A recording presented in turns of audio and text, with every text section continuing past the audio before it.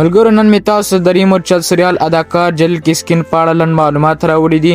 جلیل کسکین څوک ده او اصلي نوم یې څه ده او په کوم ښار کې زیږېدلی ده او د هغه فلمونه او سریالونه زه به ټول تاسو ته په همدې ویډیو کې شریک کړم. نو ویډیو تر پایه راسره وګورئ.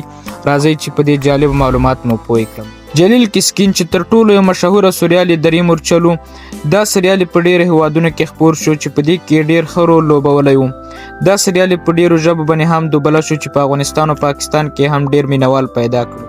نو اوس راځو د ده معلومات ته. د ده اصلي نوم ارطغرل ساکار دی چې دی په 1990 کال کې زیږېدلی دی او اوس یې عمر په 2026 کال کې 49 کاله دغسې شاوخوا ده او د ترکیې په سویس ښار کې زیږېدلی چې دا یو ډېر ښکلی ښار دی. نو راځو اوس د ده شخصي معلومات ته. د لا تر اوسه خپل شخصي معلومات نه دي خپاره کړي چې آیا د واده کړی او که نه د واده کړی. د لا اوسه په کوم تلویزیون کې داسې نه دي خپاره شوي چې د ده میرمنه او واده یې شته یا کوم بچیان.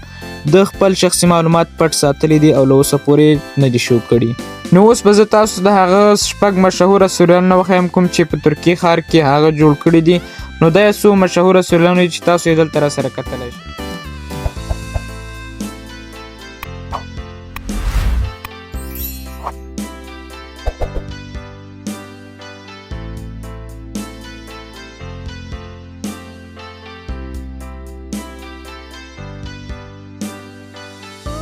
نو زه به تاسو سره اوس د جلیل کسکین یو مشهوره فلم هم شریک کړم چې دا فلم یې ډېر زیات یو جنګي زبردست فلم ده.